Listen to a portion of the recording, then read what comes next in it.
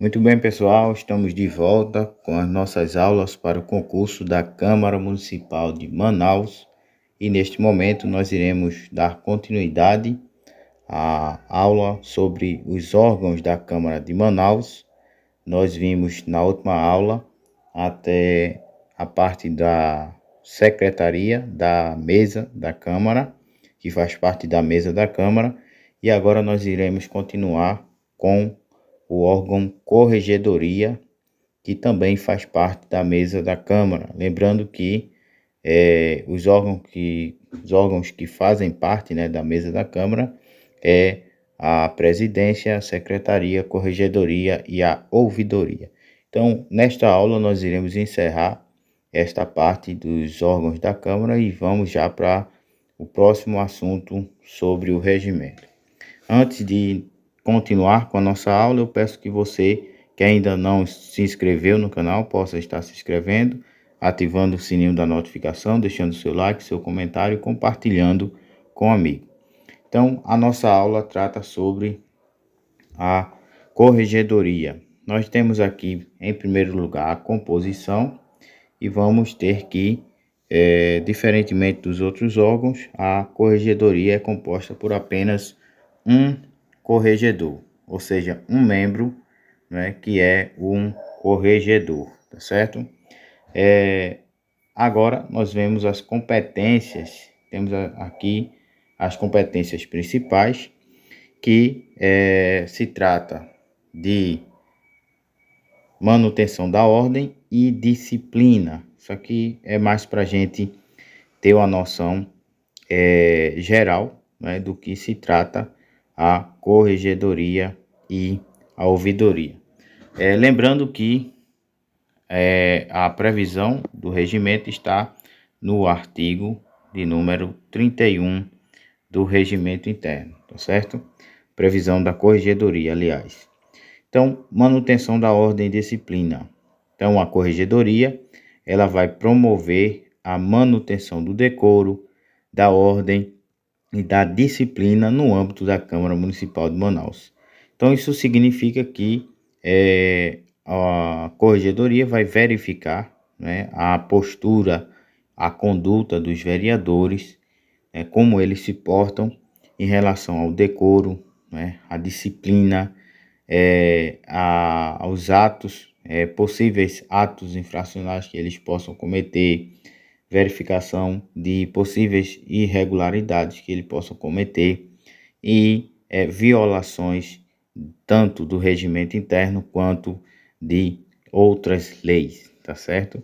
Então, basicamente, em primeiro lugar, esta competência é a principal, que é manutenção da ordem e da disciplina, certo? Seguindo, vamos ter aqui que outro ponto que vai ser analisado pela corregedoria vai ser a segurança, a questão da segurança, ok? Temos que a corregedoria vai dar cumprimento às determinações da mesa diretora referentes à segurança interna e externa da casa.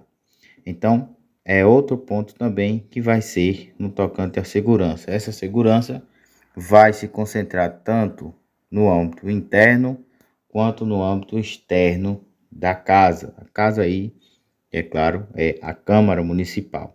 Então, é mais um ponto que tem a ver com a corregedoria, tá certo? É o ponto da questão da segurança. Muito bem. Seguindo, terceira observação aqui, ou terceira característica no tocante à corregedoria, é sobre o controle das armas, controle de armas. Então, a corregedoria vai supervisionar a proibição de porte de arma e também possui poderes para revistar e desarmar caso alguém adentre no recinto da corregedoria de forma armada, tá certo? Então, temos aqui a questão da manutenção da ordem e disciplina, da segurança e do controle de armas. Então, supervisiona, né? E também pode proibir supervisiona a proibição, né, do porte de arma e vai revistar pessoas que estejam armados, ok? E também, possivelmente, desarmar. Então, o quarto ponto, né, sobre a corregedoria é no tocante às investigações. Então, a corregedoria pode investigar, né? E essa investigação se concentra em realização de sindicâncias, tá certo? Sobre denúncias de ilícitos no âmbito do legislativo municipal envolvendo vereadores. Então, a sindicância é quando se constitui uma comissão e esta comissão ela vai necessariamente realizar algumas diligências que sirva com o objetivo de apurar as denúncias que foram feitas sobre determinado vereador, ok? Então, nesse caso, ela pode estar realizando diligências, pode estar apreendendo alguns bens, alguns documentos para serem investigados para uma possível instauração de processo administrativo disciplinar, ok? Então é isso que trata esse órgão que é a corregedoria. Ele vai se concentrar basicamente nesses 4 pontos que temos aqui, ABCD, aliás, que é manutenção da ordem, disciplina, segurança, controle de arma e investigações. Ainda sobre a corregedoria, temos algumas características específicas, que a corregedoria, como todos já sabem, é parte integrante da mesa diretora. Agora, o corregedor, ele vai possuir um mandato de 2 anos, ok? 2 anos. Então, grave aí esse dado que é sobre o mandato do corregedor, que é de 2 anos. Temos também que não há menção a vice-corregedor. É claro, só existe um membro, né, nesse órgão da corregedoria. Agora, tratando sobre a ouvidoria da Câmara. Então, temos aqui a composição da ouvidoria, que é um ouvidor geral. Então, assim como na corregedoria, nós vamos ter apenas um ocupante deste órgão, que é o ouvidor geral. Sobre as competências principais, nós vemos que o ouvidor geral tem competência para receber, examinar e encaminhar aos órgãos competentes as reclamações e representações de pessoas físicas ou jurídicas aí vai vir aqui tratando sobre quais tipos de reclamações. O que é importante observar nesse ponto aqui é tentar diferenciar, né, pelo menos gravar primeiro a competência geral e depois tentar diferenciar essa competência geral da competência geral da corregedoria. Veja aqui, no caso daqui da ouvidoria, nós vamos ter que a ouvidoria vai receber, examinar e encaminhar, tá certo? Então, gravem aí esses 3 verbinhos: receber, examinar e encaminhar aos órgãos competentes as reclamações ou representações de pessoas físicas ou jurídicas. Isso significa que a ouvidoria ou o ouvidor, né, geral, não tem a competência para investigar nada, né, nem para decidir sobre nada. Então, muito cuidado com esses verbos aqui: investigar ou decidir, porque a corregedoria vai exercer o papel basicamente de um órgão intermediário. Então, ele apenas recebe, examina e encaminha. Então, ele não resolve nada, apenas ele está ali para lhe ouvir. Então, por isso que o nome é ouvidoria, porque realmente ele vai ouvir as reclamações ou representações e vai dar o destinatário certo, ok? Outra característica é em relação a quem pode fazer essas reclamações, que vocês estão vendo aqui, que tanto podem ser pessoas físicas, seres humanos, quanto pessoas jurídicas, que podem ser empresas privadas ou órgãos ou entidades, certo? De caráter público. Então, é basicamente essa competência principal da ouvidoria. Lembrando que a previsão para este órgão está no artigo 32 do Regimento Interno, certo? Então, qualquer coisa, dê uma lidinha nesse artigo. Seguindo aqui, vamos ter sobre o que se pode, se pode, no caso, né, reclamar ou representar. Então, primeiro, violações de direito. Então, vou grifar aqui violações de direitos. Segundo, abuso de poder. Terceiro, funcionamento da Câmara. Quarto, atendimento à população. Não sei se ainda tem algum, né? Então, são 4 itens. Então, primeiro, violação de direitos. Então, as pessoas podem reclamar acerca de algum direito que possivelmente esteja sendo violado, né? Violação ou qualquer forma de discriminação atentatória aos direitos e garantias fundamentais tipificadas no artigo 5º da Constituição Federal.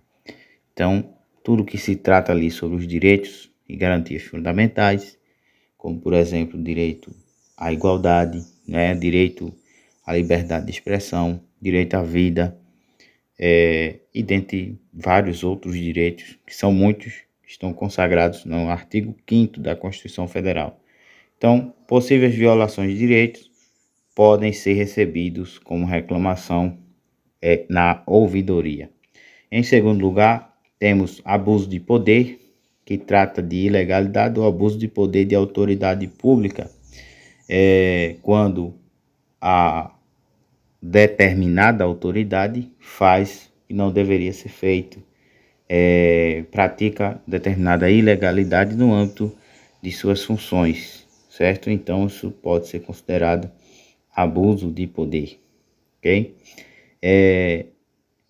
Em terceiro lugar, temos o funcionamento da Câmara, quando ocorre o mau funcionamento dos serviços da casa, tá certo? Então, a pessoa pode estar ali reclamando acerca daquele mau funcionamento de votação, de sessão, enfim, de quórum, qualquer coisa que seja relacionado ao mau funcionamento da Câmara Municipal. Em quarto lugar, temos o atendimento à população. Então, assuntos recebidos pelo sistema 0800 e atendimento à população, né? Qualquer item ou qualquer situação, né, que diz respeito ao atendimento da população, tá certo? Então, essas são as situações em que pode ter, né, a atuação da ouvidoria da Câmara. Aqui abaixo temos algumas características específicas, né? Mais uma vez, a ouvidoria é integrante da Câmara, da mesa da Câmara, e o ouvidor também tem o mandato de 2 anos, tá certo? Mandato de 2 anos. Então, gravem esse tempo de mandato, que é importantíssimo. Então, a gente encerra aqui essa parte da corregedoria e ouvidoria, visto que não tem tanto o que se comentar, porque também só temos 2 artigos, 31 e 32, sendo 31 para a corregedoria e o 32 para a ouvidoria. Antes de nós seguirmos, eu coloquei aqui nessa tabelinha, só para facilitar a ideia, né, de forma organizada, das características de cada órgão da mesa da Câmara, ou órgãos da Câmara. Então, vamos ter aqui na tabelinha, na primeira coluna, o órgão, né? Segundo, Segunda coluna, composição. Terceira coluna, atribuições ou funções principais. E na quarta, particularidades. Então, na mesa da Câmara, vamos ter a proporcionalidade partidária, né? No mínimo de 30% dos vereadores, sempre que possível. Nas atribuições ou funções principais, vamos ver que a mesa, né, vai sempre tratar de direção dos trabalhos legislativos, supervisão dos serviços administrativos, participação em comissões, convocação e presidência das reuniões, execução das decisões da mesa diretora, publicação e divulgação dos atos da Câmara. Tudo isso nós já vimos, sendo que essa tabelinha ela serve para organizar melhor os assuntos e para você revisar o que já foi visto e também na véspera da prova. Então, quem adquirir o material do resumo vai ter essas tabelinhas, não só nesse assunto, mas em outros que são importantíssimas. Acerca das particularidades, né, da mesa da Câmara, vamos ter aqui que a maioria vai ter um mandato de pelo menos 2 anos, vedada a reeleição para o mesmo cargo imediatamente subsequente. Vamos ter cessação por morte, término de mandato, renúncia, destituição ou perda de mandato. A gente viu isso, né, na aula anterior, falando sobre essa parte geral da mesa, né? Abaixo temos sobre a presidência, também vimos na aula passada, a composição da presidência aqui, né? Composição, presidente, 3 vice-presidentes, as atribuições principais, que é a representação da Câmara, supervisão dos trabalhos e da ordem interna, nomeação e posse de cargo administrativo. Temos outros também, né? Mas esses são os principais, certo? E acerca de particularidades, o presidente pode fazer comunicações ao plenário a qualquer momento, substituição. Vamos ver mais aqui abaixo, né? Continuação. Segue a ordem hierárquica sobre a substituição do presidente, né? Aí segue a ordem hierárquica dos vice-presidentes. As decisões podem ser contestadas e submetidas à apreciação do plenário. Então, são algumas características importantes da presidência. Então, veja que é um resumo, né, de todos os órgãos, mas que ajuda muito na hora de revisar o assunto. Em terceiro lugar, temos a secretaria, que vimos também na aula passada. Então, temos que quem compõe é o secretário-geral, o primeiro secretário, segundo secretário e terceiro secretário, ou seja, 4 pessoas, como já vimos. Trata da supervisão dos serviços administrativos do plenário, substituição dos membros da mesa na ausência, controle e fiscalização das votações de presença, leitura de correspondência e proposições, supervisões de elaboração da ata e da ordem do dia, acompanhamento da tramitação, né? Então, tudo isso está aqui nas principais funções da secretaria. Por último, as particularidades, vamos ver a questão da hierarquia na substituição, né? Secretário-geral, primeiro, segundo, terceiro secretários. Vamos ver que eles têm papel fundamental, aqui, né? Papel fundamental na documentação e registro das atividades. Garantem o fluxo de informações e procedimentos regimentais. Então, de forma resumida, sintética, está aqui essa tabela para nos ajudar a lembrar desses órgãos da Câmara. Aí, o que a gente viu hoje, né? Corregedoria, um corregedor. Aí eu não vou ler porque a gente acabou de ver isso aí, né? Manutenção do decoro, ordem de disciplina, supervisão da proibição de porte de armas, segurança, tá vendo? Então tá tudo aqui. E aqui na última coluna temos a questão do mandato de 2 anos, certo? E assim encerramos a parte do corregedor. E por último temos a ouvidoria, que acabamos de ver, né? Um ouvidor geral, que é a composição, as principais atribuições, recebimento, exame, encaminhamento de reclamações ou representações. E na quarta coluna temos o ouvidor geral, a questão do mandato também de 2 anos. Eu estou lendo rápido para não ficar tão repetitivo para vocês, mas apenas explicando essa belíssima tabelinha que ajuda muito na fixação desse assunto. Muito bem, pessoal, agora vamos começar o assunto comissões, né, que é outro assunto muito importante dentro do regimento interno e que se inicia a partir do artigo 33 do regimento interno.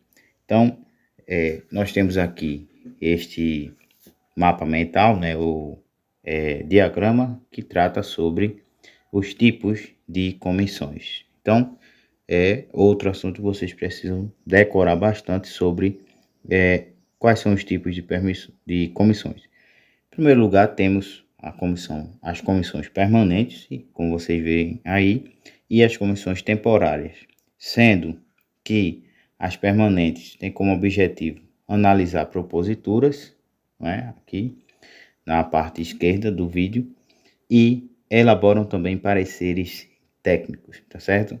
Então, decorar permanente, analisa a propositura, elabora parecer técnico.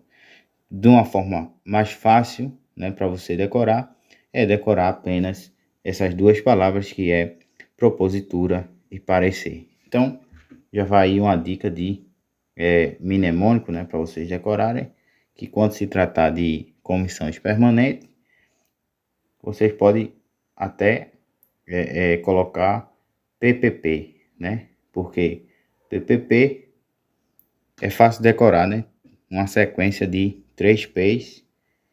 Então, no caso, P, o primeiro P, deixa eu colocar aqui. O primeiro P é permanente, sendo que os outros dois P's é proposição, aliás, propositura, e o segundo P é parecer, certo? Então, comissão permanente, a sigla pode ser PPP, ok? Para lembrar.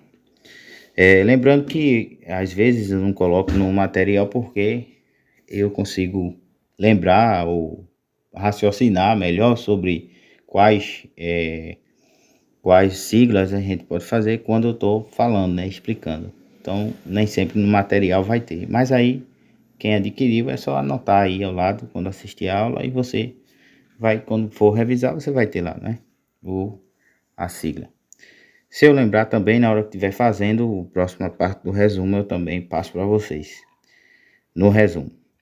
Seguindo, temos as comissões temporárias, que extingue-se ao término da legislatura, certo? E também quando é preenchido o seu fim. Então, as temporárias, diferentemente das permanentes, elas têm um objetivo específico. Fim aqui não é o fim, né, o final, mas é a finalidade, vem de finalidade do objetivo. Então, quando preenchido o seu fim, ou seja, se uma comissão temporária tem o objetivo de apurar determinada irregularidade, então quando se conclui aquela irregularidade, aquela comissão ela vai ser encerrada, tá certo? Então, são duas situações, que é quando preenche o seu fim ou quando termina a legislatura. Lembrando que legislatura, como eu já falei lá na primeira aula, né, sobre o regimento interno, é o período de mandato de 4 anos. Então, tem duas situações, né?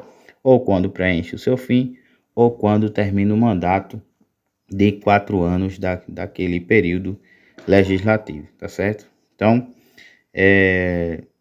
são essas duas situações, término ou fim. Então, a gente poderia aí criar, né, uma sigla também, que seria TTF, né? T de temporária, e aí no caso vai ser, né, T, que vai ser,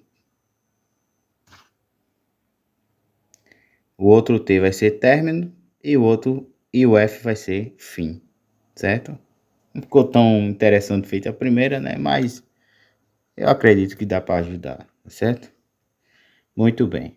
Agora vamos ver né, as outras características. Sobre a organização, artigo 34, vamos ver que as comissões no geral, aliás, vão ser constituídas nas duas primeiras reuniões ordinárias, né? Então grave isso aqui, nas duas primeiras reuniões ordinárias, no início da primeira e terceira sessões legislativas. Podem se dividir em subcomissões, certo? Ou seja, caso haja uma necessidade e o presidente daquela comissão, ele deseje subdividir ela em outras comissões, né? Digamos que tratem de dois assuntos complexos, então ficaria mais fácil subdividir, né? Para apurar melhor aqueles dois tipos de assuntos diferentes, mas que tem um único objetivo. Então, pode se dividir em subcomissões. Membros indicados pelos líderes partidários e nomeados pelo presidente da Câmara, tá certo? Então, os líderes dos partidos indicam e o presidente nomeia para aquela determinada comissão. Voltando aqui em cima, né? Duas primeiras reuniões ordinárias no início da primeira e terceira sessão, ok?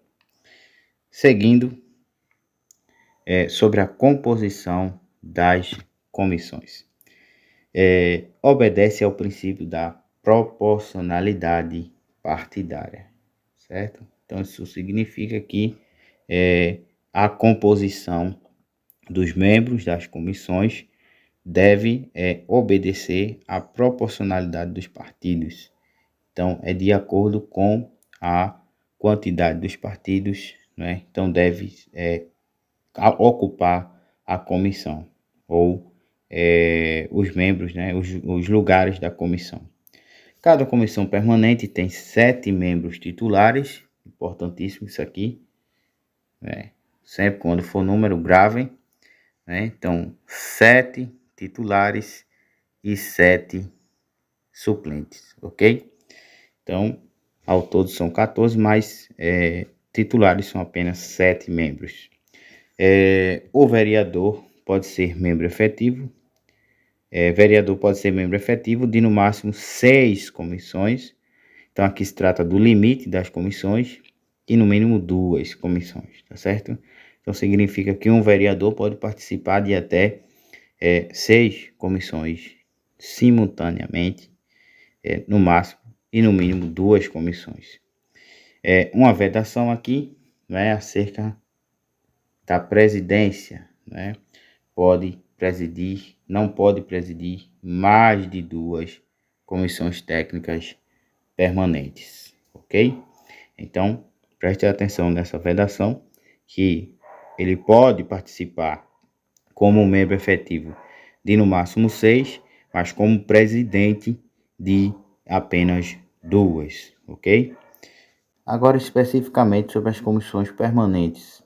Para facilitar a visualização, nós colocamos aqui nesse diagrama, nesse mapa mental, as comissões permanentes. No entanto, nós sabemos que são muitas comissões, né? Então a gente separou em 2 partes. Nós vamos ter a comissão executiva, a comissão de finanças, economia e orçamento, comissão de educação, agricultura e política rural, saúde, né, serviço e obras públicas, transporte, mobilidade urbana e acessibilidade, cultura e patrimônio histórico, turismo, indústria, comércio, desenvolvimento econômico, trabalho e renda, assuntos sociocomunitários e legislação participativa, ética. Aí aqui embaixo nós continuamos, né, direitos humanos, povos indígenas e minorias, meio ambiente, recursos naturais, sustentabilidade, vigilância permanente da Amazônia, implementação e acompanhamento de leis, água e saneamento, esportes, defesa e proteção dos direitos da mulher, defesa do consumidor, direito da criança, adolescente, juventude e idoso, habitação e regularização fundiária urbana, defesa dos direitos da pessoa com deficiência, fiscalização financeira, controle e transparência municipal.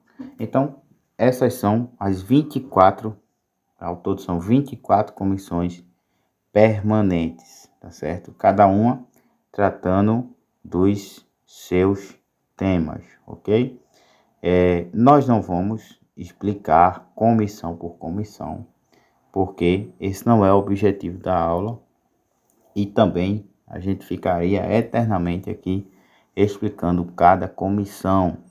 Então, acerca das competências, vocês vão ver aqui embaixo, né? A partir do artigo 38, vamos começar a ver as competências das comissões. Então, o que é que se recomenda? Que cada pessoa, né, tente ler essas competências. Nós recomendamos algumas que podem ser mais recorrentes e que a gente até citou aqui, né, no material, no resumo: a Comissão de Constituição, Justiça e Redação, Comissão de Finanças, Economia e Orçamento, Educação, Saúde, Ética, que são temas mais recorrentes, mas isso não exime os alunos, né, cada um de vocês, de lerem as competências de cada comissão, tá certo? Então vamos ter aqui, em primeiro lugar, a comissão, por exemplo, de Constituição, Justiça e Redação, que está inserida no artigo 38 do regimento. Então, como de costume, né, eu sempre coloco nessa tabelinha, que é uma tabelinha estratégica. Então, vamos ter aí na primeira coluna os verbos, na segunda a competência, o texto da competência, na terceira as palavras-chave, né, para a pessoa tentar decorar, e na quarta o artigo onde se encontra, certo? Então, nós vamos ver aí, né, as competências, tomando como exemplo nessa aula da Comissão de Constituição, Justiça e Redação. Então, a primeira competência vai ser receber as proposituras que forem deliberadas em plenário e encaminhá-las à Procuradoria Legislativa para a emissão de parecer no prazo de 5 dias úteis, salvo as proposituras em regime de urgência, cujo prazo será de 1 dia útil. Então, nós temos primeiro o verbo, né, receber, e segundo, receber o quê? Então, vamos ter aqui proposituras, certo? Depois, encaminhar. Então, aqui poderia ter também mais um verbo, né? Encaminhar à Procuradoria Legislativa para emissão de parecer, certo? Então, temos aqui parecer. Temos Procuradoria Legislativa também. E temos aqui um prazo, né? No prazo de 5 dias, emissão de parecer, salvo as proposituras em regime de urgência. Então, temos aqui a palavra urgência também, né, que é a exceção, cujo prazo será de 1 dia útil, tá certo? Então, é uma das competências dessa Comissão de Constituição, Justiça e Redação, receber proposituras e encaminhá-las à Procuradoria Legislativa para a emissão de parecer. Seguindo, temos discutir e analisar as proposituras, priorizando as de relevância, alcance e impacto social. Então, proposituras, relevância, impacto social são as palavras-chave, né? Em terceiro lugar, temos opinar. Então, opinar, aí aqui diz sobre o aspecto constitucional, certo? Então, vai estar aqui, né? Também nas palavras-chave. Legal, jurídico, de redação técnica legislativa de todas as matérias em apreciação na Câmara, bem como sobre o mérito das composições que versem a respeito de direito civil, comercial, penal, administrativo, fiscal, processual, direitos políticos da pessoa humana e garantias constitucionais, desapropriação, emigração e imigração. Então, todos esses temas aqui estão inclusos na terceira coluna de palavras-chave, que demonstram mais uma competência da Comissão de Justiça e Redação, certo? Então, sempre que houver assuntos que versem sobre o direito constitucional ou a Constituição Federal, então eles vão opinar sobre o aspecto constitucional, legal, jurídico desses temas que estão aqui nessa terceira coluna. Seguindo, vamos ter opinar também sobre os recursos previstos neste regimento, bem como atender ao pedido de audiência oriundo da mesa diretora sobre qualquer proposição ou consulta. Então, as palavras-chave vão ser recurso, regimento, audiência, mesa diretora, proposição e consulta, ok? Então, esse aqui é só um exemplo de uma das competências, aliás, das competências de uma das comissões, que é a Comissão de Constituição, Justiça e Redação, certo? Então, a mesma leitura vocês devem fazer nas demais competências das demais comissões, porque ao todo são 24 comissões e, é claro, não daria para a gente ficar uma aula só lendo as competências das 24 comissões. Então, eu citei aqui apenas essas principais, mas é importante que vocês leiam cada uma delas, tá certo? Então, isso faz parte do estudo de vocês. Eu sei que é um pouco chato, né? Essa parte de competências, mas é necessário, e aí vocês podem ler já grifando como está organizado aqui na tabela, as palavras-chave para tentar decorar.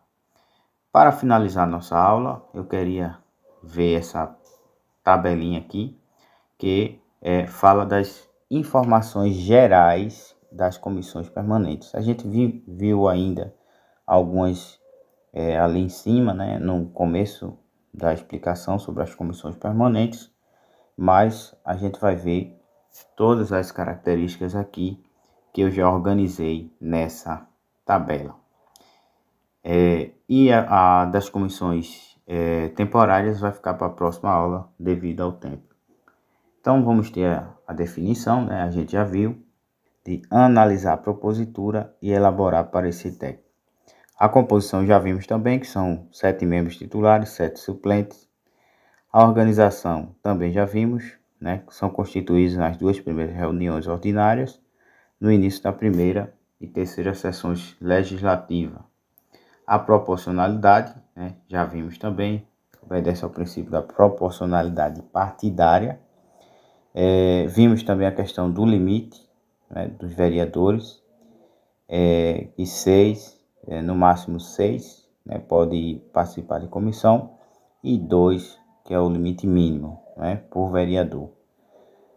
Sobre a presidência, nós vimos também a questão da vedação, de presidir mais de 2 comissões técnicas permanentes. Sobre os membros, nós também vimos isso, que podem participar de comissões, exceto o presidente e o primeiro vice-presidente. Então veja que pode participar de comissões, quem for membro da mesa. No entanto, o presidente e o vice-presidente da mesa não podem participar dessas comissões permanentes. Sobre os prazos, aí, a partir daí a gente não tinha visto ainda. Então, sobre os prazos, a gente vai ver que tem o relator. Para o relator, o prazo vai ser de 4 reuniões ordinárias para dar parecer, e a comissão vai ter o prazo de 6 reuniões ordinárias para opinar. Então, conforme o artigo 61, certo? Então, esses são os prazos quando se inicia os trabalhos da comissão. Então, eles têm um prazo para dar um parecer sobre aquele determinado assunto. Então, esse prazo vai ser de 4 reuniões ordinárias para o relator e para a comissão de 6 reuniões ordinárias para opinar. Sobre os prazos de urgência, o relator tem um prazo de 1 reunião ordinária e a comissão 2 reuniões ordinárias. Então tem que decorar aí esses prazos, né, gente? Que pode cair questão de prova. A comissão vai ter 2 reuniões ordinárias no caso de prazo de urgência. Quando se trata de urgência, então, obviamente, o prazo é menor do que os prazos gerais. Sobre as reuniões, nós vamos ter reuniões ordinárias e extraordinárias dentro dessa questão das comissões. A ordinária vai ser em dia e hora pré-fixados e a extraordinária com convocação com antecedência de 24 horas de antecedência, certo? Sobre o quórum de votação dentro das comissões, nós vamos ter a maioria absoluta dos membros, certo? Que, lembrando que a maioria absoluta se refere a metade dos membros presentes, mais da metade, no caso, dos membros presentes, tá certo? Maioria absoluta. As reuniões, aliás, as deliberações, elas podem ser realizadas por maioria de votos. Então já não entra maioria absoluta, mas maioria de votos. Ou seja, tantos votos, 10 votos, se existir 10 membros, então os que votarem, a maioria dos que votarem a favor daquela determinada deliberação. Sobre as audiências públicas, elas podem ser realizadas uma vez por mês, por cada comissão, conforme o artigo 93, certo?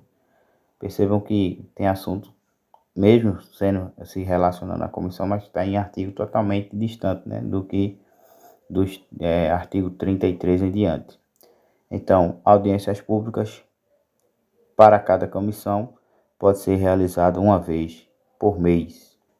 Eleição interna, presidente e vice-presidente eleitos pelos membros da comissão. Então, são os membros da comissão que vão eleger o presidente e vice-presidente da comissão.